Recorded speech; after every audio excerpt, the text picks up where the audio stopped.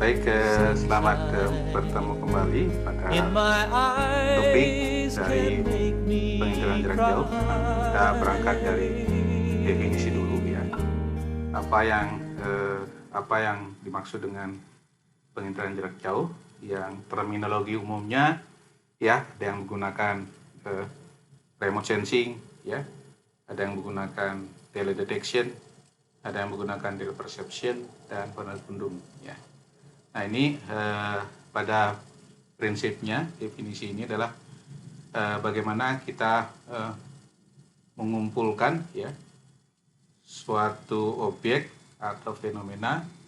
Jadi bagaimana kita mengumpulkan data tentu saja terhadap suatu objek ya atau fenomena yang tidak langsung kontaknya dengan objek yang bersangkutan ya. Jadi kita menggunakan sebuah tools ya untuk mengukur tersebut secara tidak langsung. Nah ini yang didefinisikan oleh Parker ya pada Symposium on the Remote Sensing of Environmental in Michigan di Amerika Serikat. Ya, bagaimana dunia ya itu semuanya global dunia ini kan dihasilkan oleh perekaman data remote sensing, jadi mencakup pemetaan daratan, samudra ya dan berbagai informasi sumber daya alam yang diperoleh melalui data penginderaan jarak jauh. Nah, sini perekaman ini tentu saja memanfaatkan dari karakteristik dari gelombang elektromagnetik ya, dari yang digunakan di remote sensing ini yang berkisar dari mulai 0,4 mikrometer sampai dengan 1 meter, dari mulai visible light sampai dengan panjang gelombang mikro, yang kita sebut dengan radar kan. Jadi apa yang kita gunakan sehari-hari sekarang ini adalah gunakan kemampuan dari energi elektromagnetik ya. Nah kalau kita lihat di sini ya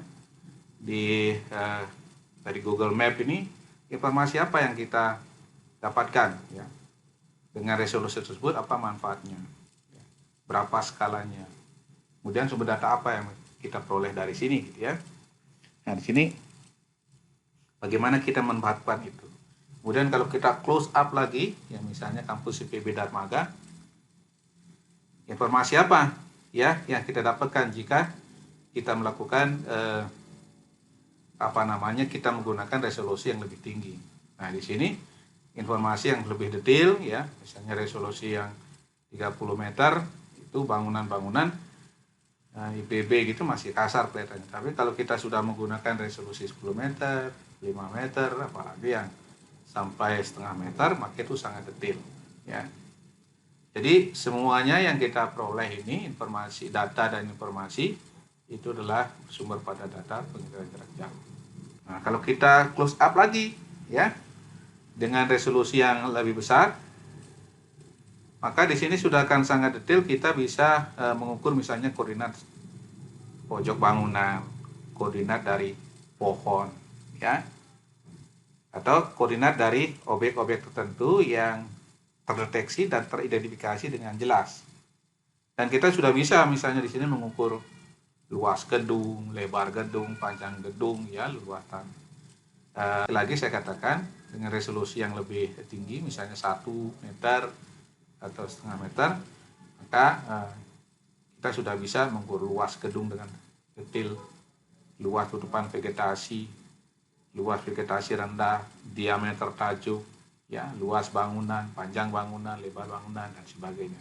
Itu sudah lebih detail. Ini contoh di kampus IPB Darmaga. Nah ini lab kita ada di sini.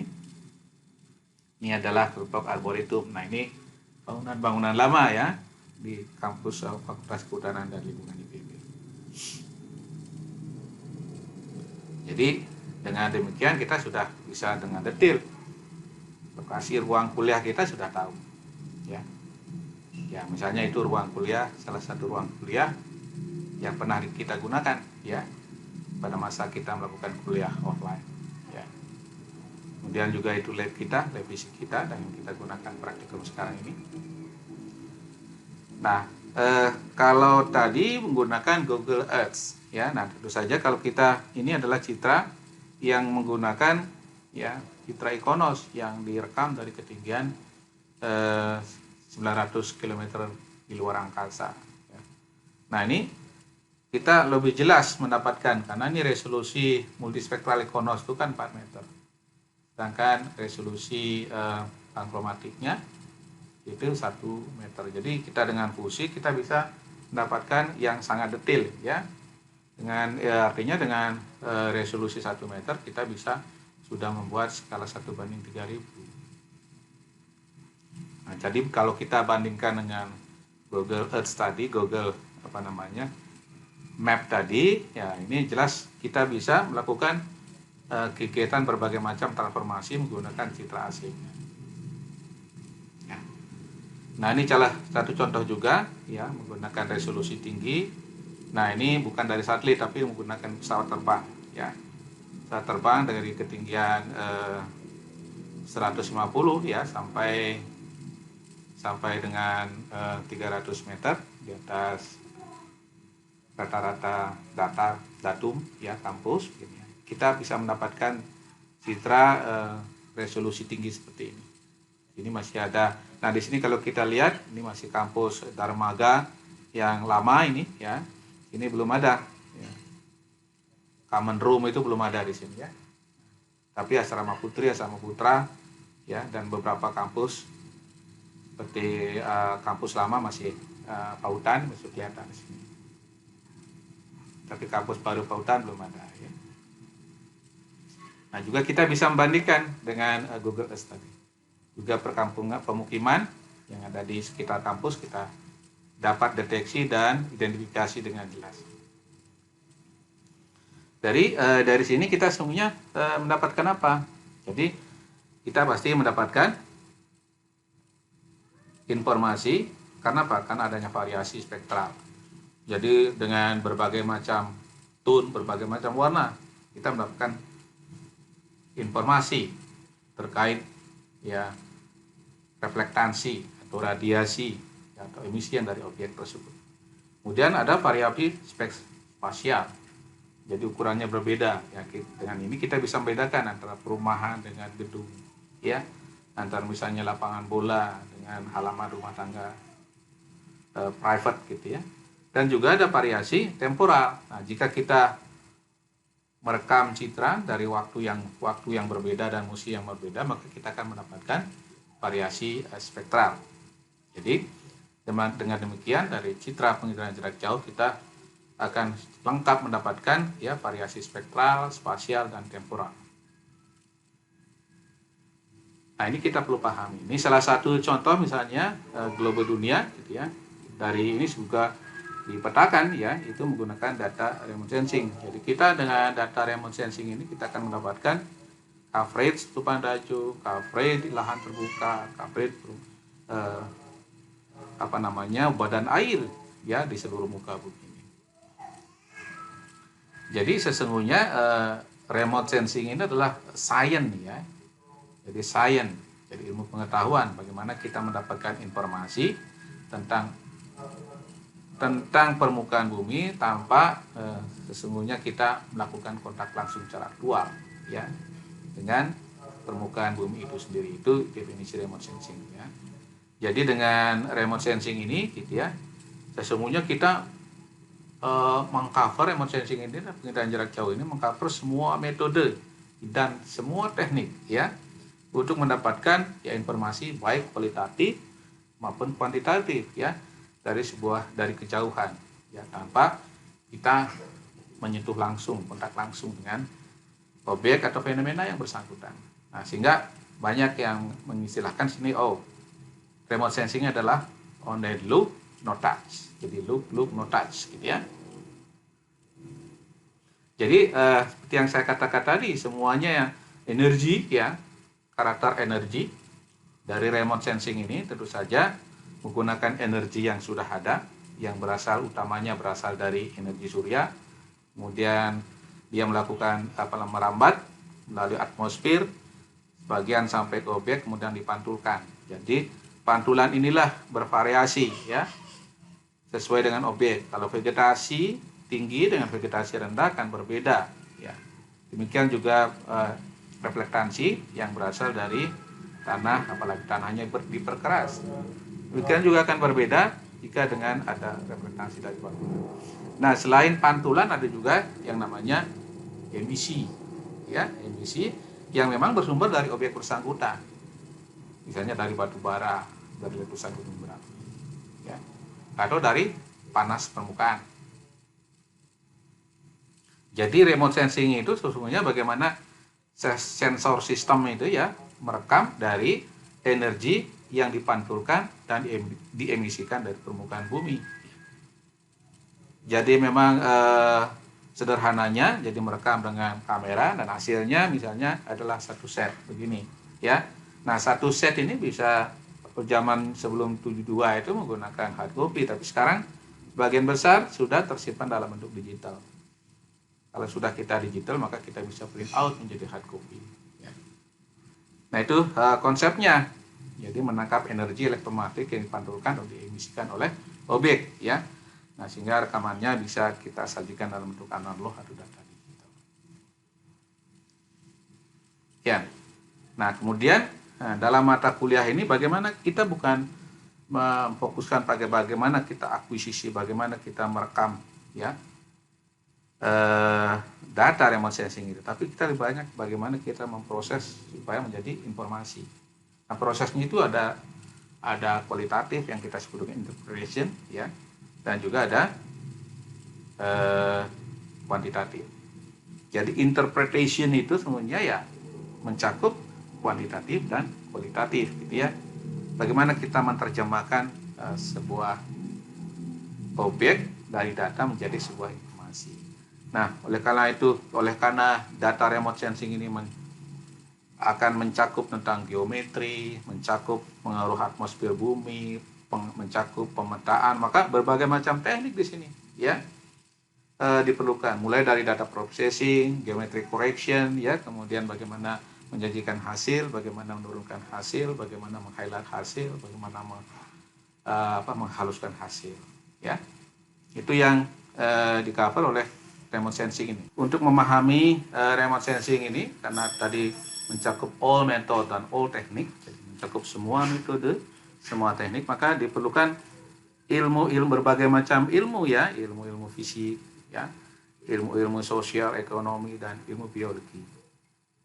Kalau ilmu fisika misalnya berkaitan dengan panjang gelombang, reflektansi, perambatan ya, backscatter, emisi gitu kan. Ilmu biologi bagaimana karakter dari reflektansi gitu ya, emisi terkait dengan klorofil, biomasa, kandungan kandungan air dalam vegetasi. Ini kalau untuk memodelkan, untuk mengetahui karakter dari penggunaan lahan ya, pemanfaatan lahan, maka perlu ilmu sosial, ekonomi, dan antropologi. Jadi di dalamnya itu baru kita belajar tentang bagaimana data acquisition-nya ya, sampai dengan data analisisnya. Kemudian di situ bagaimana mengatur spasialnya, dari GIS-nya bagaimana ya, bagaimana melakukan ground routing. Nah, ini dikemas. Nah, keseluruhan ini ya bisa juga disebut dengan ilmu geomatika ya, dan inderaja.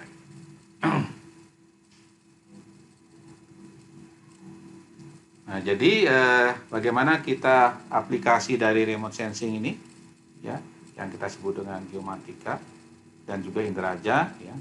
Nah, kita bahas sekarang misalnya lebih banyak pada inderajanya.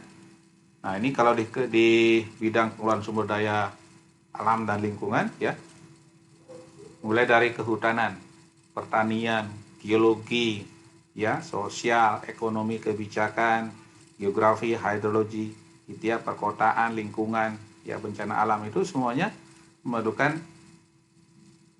sumber data yang utamanya berasal dari remote sensing. Kemudian analisis spasialnya ya, memerlukan ilmu sistem informasi geografis. Nah, bagaimana di kehutanan? Nah, kalau kita di kehutanan itu hampir semua kegiatan penyelenggaraan kehutanan, mulai dari kegiatan perencanaan ya, pengelolaan sampai dengan pengawasan. Kalau kita perhatikan inventarisasi hutan perlu, ternyata itulah pokok dasar dalam mendesain ya bagaimana kita merencanakan inventarisasi hutan. Itu butuh data remote sensing. Mulai dari yang resolusi sedang sampai dengan mulai resolusi rendah sampai resolusi yang sangat tinggi. Pengukuhan, penatagunaan hutan, pembentukan wilayah pengelolaan, penyusunan rencana karya, itu semuanya memerlukan data remote sensing. Kemudian pengelolaan hutan, bagaimana kita melakukan penataan hutan, menentukan wilayah pemanfaatan, di mana wilayah-wilayah yang digunakan untuk produksi, untuk non produksi, konservasi, pelindungan, itu semuanya memerlukan data spasial.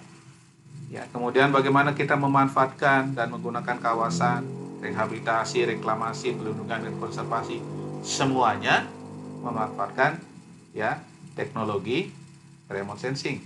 Ya. Apalagi yang terkait dengan litbang dan ditlaktur.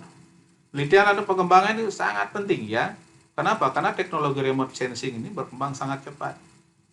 Ya dulu ya 10 tahun yang lalu berbicara tahun 70-an ya itu berarti 50 tahun kita berbicara resolusi 80 meter. Ya, kemudian 5 tahun berikutnya 30 meter. Saat ini sudah berapa? Saat ini sudah dari satelit saja itu sudah berbicara tentang resolusi setengah meter.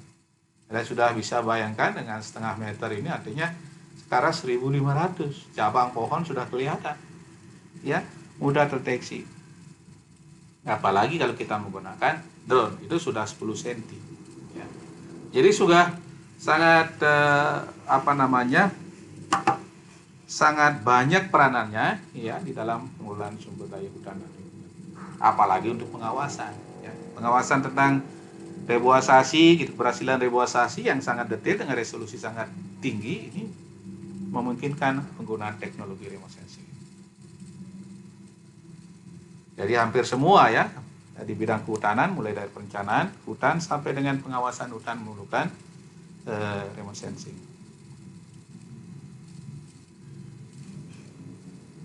Ya, jadi sekali lagi ya bahwa filosofinya dari remote sensing ini adalah kita sesungguhnya dengan remote sensing ini kita bisa melihat sesuatu yang sesungguhnya tidak bisa dilihat oleh mata manusia keseluruhan. Ya. Jadi artinya kalau mata kita biasa ini kan hanya visible light saja, hanya 0,4 sampai 0,7 ya mikrometer yang kita bisa lihat. Ya. Jadi artinya panjang gelombang blue, green dan red saja. Di luar itu kita nggak bisa lihat. Near inframerah, middle inframerah, thermal inframerah, ya kemudian gelombang mikro itu di luar kemampuan mata kita melihat. Tapi ya definisi dan convincing somewhat then you are right. Jadi artinya kita bisa meyakinkan dengan memahami ilmu remote sensing ini karena kita menggunakan pendekatan saintifik, ya. Maka kita bisa meyakinkan ini loh teorinya, ya. Jadi apa yang kita lihat, apa yang kita sajikan itu benar. Itu saintifik. Ya. Jadi kalau yang namanya saintifik, jika kita olah dengan metode, dengan kondisi yang sama, objek yang sama, tool yang sama, akan menghasilkan hasil yang sama. Itu saintifik. Ya. Jadi dari review tadi, maka dengan remote sensing hampir menjawab bisa apa objeknya secara umum ya, jenis umum, objeknya apa saja, fiturnya apa, berapa banyak, di mana, apa bentuknya, bagaimana luasnya, bagaimana kelilingnya, apa yang berubah ya, apa yang bercampur, itu mudah ya. Juga kita bisa menjawab ya secara detail misalnya tutupan lahan ya, air, vegetasi, tanah itu ada di mana saja dari tahun ke tahun, bagaimana proses perubahannya. Ya, kemudian suhu tinggi di mana saja, konsentrasi polutan ada di mana saja, di mana terjadi pertumbuhan perkembangan. Demikian sampai dengan sub kelas, misalnya kelas hutan rapat, sedang, jarang, itu bisa diketahui. Ya, ini tadi sudah berapa luas, di mana letaknya, kapan terjadinya, bisa dengan remote sensing. Sehingga dengan remote sensing kita bisa juga melakukan ya trace back, jadi tracking ya, mengetahui bagaimana histori penggunaan lahan. Dari Anda yang lahir sekarang bisa mengetahui juga bagaimana perubahan sejak tahun 72 misalnya ya, sejak Landsat 1 diluncurkan. Nah, ini contoh misalnya, ini contoh bagaimana perubahan yang terjadi di mangrove jadi area industri. Ini sebelumnya di sini kita lihat vegetasi masih utuh. Nah, di sini sesudahnya sebagian vegetasi sudah terbuka. Ya. Jadi apa yang mix, apa yang confusing, apa yang membingungkan, apa yang bercampur, yang sulit dipisahkan antara pohon semar, itu kita akan tahu dengan data kita. Kemudian kita menggunakan resolusi yang berapa, yang harus yang bagus, ya. Nah, jadi dengan remote sensing ini, seperti yang saya katakan tadi, bahwa sekarang ini di angkasa ini ratusan satelit sumber daya, ya. Jadi ada berbagai macam platform, ada berbagai macam ketinggian, berbagai macam waktu perekaman, berbagai macam sensor, berbagai macam band. Jadi kita selalu remote sensing ini akan berhadapan dengan multi state, multi temporal, multi sensor, multi spektral. Jadi dengan demikian ya kita akan mempunyai bank data yang begitu banyak, ya. Mulai yang dari platform yang di luar angkasa yang sangat tinggi sampai dengan yang terestrial. Dengan demikian akan sangat sayang bagi rimbawan jika tidak bisa memanfaatkan itu. Karena kita rimbawan selalu berhadapan dengan area yang luas dan kompleks. Ya, karena kita bersentuhan dengan hampir semua sektor. Sektor pertanian, industri, pertambangan, perkotaan, itu semua akan bersentuhan dengan sektor kehutanan. Nah, jadi seperti yang saya katakan tadi, saya ulangi bahwa spektrum elektromagnetik yang digunakan dalam remote sensing mulai dari visible light, ya, sampai ya dengan panjang gelombang. Visible light ada di sini, kemudian near infrared, middle infrared, thermal infrared, sampai dengan microwave. Yang panjang gelombangnya kurang lebih 1 meter. Sedangkan ultraviolet, X-ray nggak digunakan, ya. Ultraviolet digunakan karena memang hampir semuanya di scatter, tidak masuk di atmosfer bumi, tidak masuk, ya. Nah, kalau kita hubungkan ini bagaimana sifat-sifat reflektansi dengan panjang gelombang, ini kita bisa tahu. Misalnya kita ingat saja ini yang vegetasi, yang kuning ini dari blue rendah naik di green, puncaknya di green, turun lagi di red, kemudian naik lagi di near infrared, ini yang paling tinggi near infrared, turun lagi, ya, ini masuk sudah di middle infrared. Jadi yang panjang gelombangnya 1,5 dan 2 mikron ini, ya, mikrometer ini, itulah panjang gelombang inframerah sedang. Kemudian kesananya lagi, nah itulah thermal dan selanjutnya microwave. Tapi kalau yang biru ini, yang biru terang ini yang cyan, ya, yang cyan, ya. Ini tanah kosong terus menaik, ya. Dari mulai visible, kemudian naik, terus sedikit naik di inframerah sedang, ya, kemudian naik lagi sampai dengan thermal. Beda dengan kalau badan air puncaknya di green, kemudian turun lagi dan sampai dengan sedikit di inframerah dekat. Dia tidak sampai di inframerah sedang, apalagi thermal. Jadi dengan konsep itu, ya, maka kita bisa menggunakan remote sensing ini, teknologi remote sensing untuk berbagai macam keperluan. Ya. Jadi hampir semua bidang seperti yang saya katakan tadi, meteorologi, hidrologi, ilmu tanah, hidrologi, konservasi, gitu, ya. Kemudian kehutanan, apalagi studi lingkungan, keteknikan pertanian, ya, perencanaan fisik, survei lahan, itu semuanya memerlukan ilmu remote sensing karena basic datanya ada di sini. Lalu kalau di kehutanan, ya, di forest inventory, pemetaan, deforestation, reforestation, forest fire detection, forest encroachment, ya, misalnya perambahan hutan, bencana yang di kehutanan ya, seperti di sini kebakaran hutan itu juga menjadi main use, jadi penggunaan utama dari remote sensing. Kalau mapping pasti pemetaan standing stock, hutan non hutan itu pasti, dan itu sudah rutin dilakukan oleh KLHK, khususnya dari Direktorat Jenderal Planologi. Nah, untuk urban planning ya, misalnya contoh di daerah bagaimana pembangunan perkotaan ya, mapping, updating, bagaimana menetapkan monitoring perkotaan itu sendiri gitu ya, manajemen fasilitas, database ya. Jadi remote sensing ini sangat berguna untuk decision support ya, dan merencanakan lebih baik. Kemudian kita juga melakukan updating. Untuk agriculture ya, untuk misalnya bagaimana kita menaksir produksi, modeling itu sangat penting ya. Itu banyak digunakan. Jadi memprediksi panen tahun ini ada berapa ton ya di Pulau Jawa, itu ketahuan dengan remote sensing. Kemudian tentang ya misalnya kerusakan karena banjir ya, sampai dengan standing dari crop ya, itu seperti apa, itu mudah dilakukan ya. Forestry ya, jadi misalnya bagaimana untuk mapping, updating, forest chain detection, forest resource inventory ya, development database gitu ya.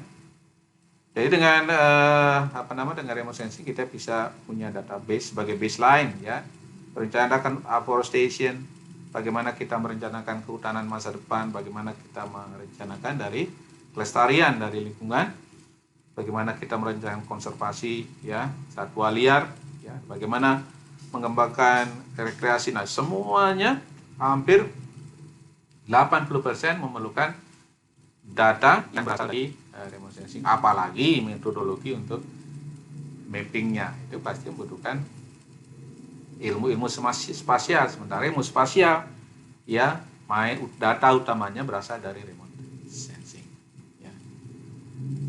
Ya ini misalnya coastal juga ya, daerah pantai, mangrove, khususnya mangrove ya, kita bisa mendeteksi menggunakan data remote sensing, baik dari mulai resolusi sedang sampai dari resolusi yang sangat tinggi ya. Land use apalagi ya, jadi penggunaan dan tutupan lahan hutannya, dan infrastruktur, bidang-bidang lain. Nah, itu sangat penting. Jadi memang yang pionir menggunakan remote sensing pertama kali ya adalah kehutanan dan geologi ya. Jadi oleh karena itu, kenapa misalnya memang kehutanan ini memerlukan data remote sensing ini, apalagi di Indonesia ya. Separuh lahan, separuh daratan itu adalah kawasan hutan misalnya. Jadi kehutanan selalu berhadapan dengan luas yang begitu besar. Pertama. Yang kedua, yang namanya kehutanan pasti area-area yang berlokasi jauh, tidak ada aksesnya, topografinya berat, ya, atau misalnya punya berawa yang sulit dilakukan survei lapangan. Yang poin yang ketiga, kalau menggunakan survei lapangan butuh waktu lama, biaya lama, tenaga banyak. Sementara remote sensing ini adalah metode yang tidak merusak, cepat, bisa diulang lagi, ya. Itu keuntungannya. Jadi sementara juga fenomena-fenomena perubahan dari biologi dari landscape, vegetasi itu sangat berkaitan erat dengan panjang gelombang. Reflektansinya seperti apa, backscatternya seperti apa, emisinya seperti apa, ya. Itu semuanya sangat terkait erat. Ya. Kemudian di remote sensing ini, seperti yang saya katakan tadi, hampir di semua bidang, ya, mulai dari kegiatan perencanaan hutan sampai dengan kegiatan pengawasan itu diperlukan. Ya. Karena remote sensing ini adalah alat yang unik dan fleksibel, ya, karena dia bisa menelusuri ya perubahan komposisi seperti apa, yang tidak pernah dilakukan oleh manusia secara langsung. Ya, nah memang keunggulannya seperti yang saya katakan tadi dibandingkan dengan survei yang terrestris. Namanya remote sensing ini ya datanya adalah multiple use dan multidisiplin. Dan semua deteksi bisa dilakukan secara semi otomatis, ya. Gambar direkam, ya, itu mengandung informasi yang up to date dan repetitif, ya, sehingga hemat waktu, tenaga, biaya untuk melakukan analisisnya, ya. Dapat dianalisis dengan software yang relatif murah. Hardware-nya apalagi sekarang sudah sangat terjangkau, begitu ya. Gambar yang terekam ya tidak hanya visible saja, tapi juga inframerah, gelombang mikro, ya. Nah, kita bisa juga menerapkan teknik-teknik image processing, misalnya nanti image enhancement, ya, yang akan kita bahas nanti. Ya. Nah, jadi memang yang walaupun tadi saya bicarakan keunggulannya, ada juga beberapa keterbatasan yang harus pahami. Jadi yang perlu diingat adalah hasil remote sensing akan pernah lebih baik dari pengetahuan tentang sifat-sifat spektral dan histori penggunaan lahan. Oleh karena itu, ya, memang yang penting dulu adalah ahli remote sensing itu harus sangat bersifat, ada yang bersifat global, ada juga yang bersifat lokal, ya. Bagaimana perilaku dari hutan tropis, bagaimana perilaku dari gambut di tropis itu sangat berbeda dengan perilaku gambut yang ada di misalnya di Norwegia atau di Finlandia, sangat berbeda. Bagaimana karakter refleksi vegetasi hutan yang ada di Jerman, di Jepang dengan di tropis juga akan sangat berbeda.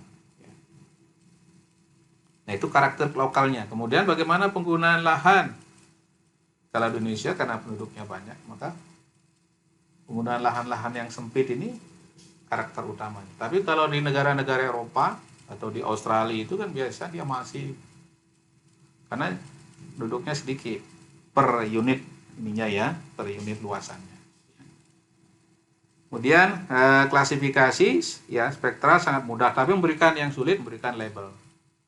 Dan tidak ada memang misalnya objek itu yang pure, yang bisa dideteksi secara murni ya, menghasilkan tingkat keakuratan sampai 100%.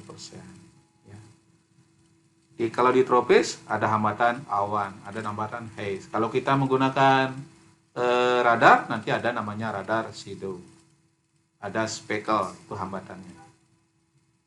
Kemudian kalau kita perlu resolusi yang sangat tinggi, maka kendalanya adalah mana. Jadi selalu ada trade off antara resolusi sedang, resolusi tinggi dan resolusi rendah. Jadi kalau resolusi tinggi, objek yang diamati bisa detil, tapi perlu penyimpanan yang sangat besar, ya gitu ya.